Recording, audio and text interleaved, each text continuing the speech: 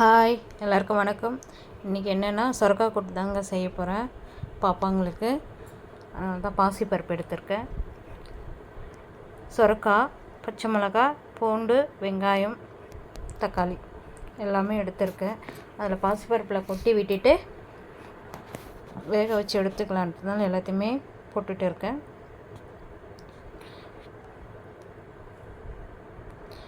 உங்கள் வீட்லேயும் செஞ்சு பாருங்கள். இப்போ சொரக்காய் கூட்டு செஞ்சேன்னா பாப்பா சாப்பிடுவாங்க.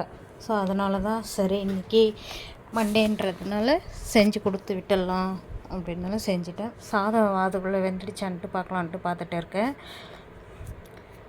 கொஞ்சம் அதில் சொரக்காய் கூட்டில் மிளகுலாம் ஆட் பண்ணிக்கலாம். ஏன்னா சளி பிடிக்காதுங்களா குழந்தைக்கு கொடுக்குறதுனால. அதனால் கொஞ்சம் மிளகு எடுத்திருக்கேன். ஒரு 10 மிளகு தான் எடுத்திருக்கேன். அதுதான் போடுறேன் இப்போது. அதுக்கப்புறம் கொஞ்சமாக ஜீரகம் ஆட் பண்ணிவிட்டு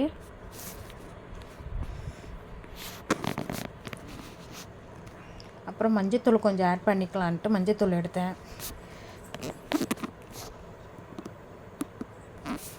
அது கொஞ்சம் மஞ்சத்தூள் போட்டுக்கிட்டு உப்பு கொஞ்சம் சேர்த்துக்கலான்ட்டு உப்பும் எடுத்து அதில் போட்டுக்கிட்டேன்.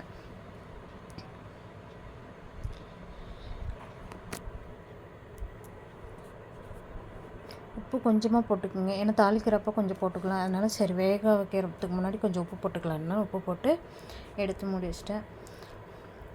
வேக வச்ச பருப்பு இது தாங்க. பாருங்கள் எப்படி இருக்குன்ட்டு. நல்லா வந்திருக்கு. ஸோ தாளிச்சிக்கலாம்.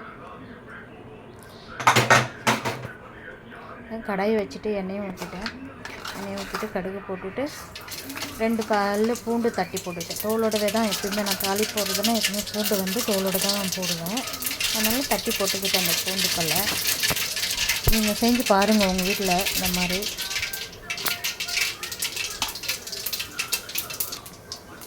செஞ்சு பார்த்துட்டு எனக்கு கமெண்ட் பாக்ஸில் கமெண்ட் பண்ணுங்கள். ஓகேங்களா?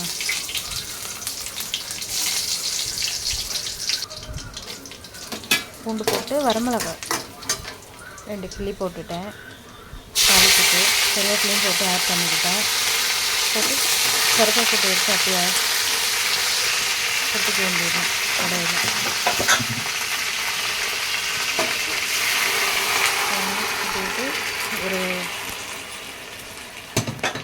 ஒரு தலை விட்டுட்டேன்.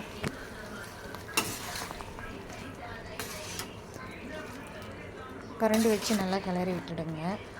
அப்போ தான் கிளறி விட்டுட்டு லாஸ்ட்டாக நான் தேங்காய் கொஞ்சம் ஆட் பண்ணிக்கிட்டேன். தேங்காய் அரைச்சி. ஸோ கொஞ்சம் நல்லாயிருக்கும் சொரக்காய் கூட்டுன்றதுனால தேங்காய் ஆட் பண்ணால். அதனால தேங்காய் ஆட் பண்ணி ஒரு 2 நிமிஷம் தான் அதை கொதிக்க விட்டு நல்லா இருந்துச்சு. ஸோ உங்கள் வீட்டில் ட்ரை பண்ணி பார்த்துட்டு எப்படி இருக்குன்னு எனக்கு சொல்லுங்கள்.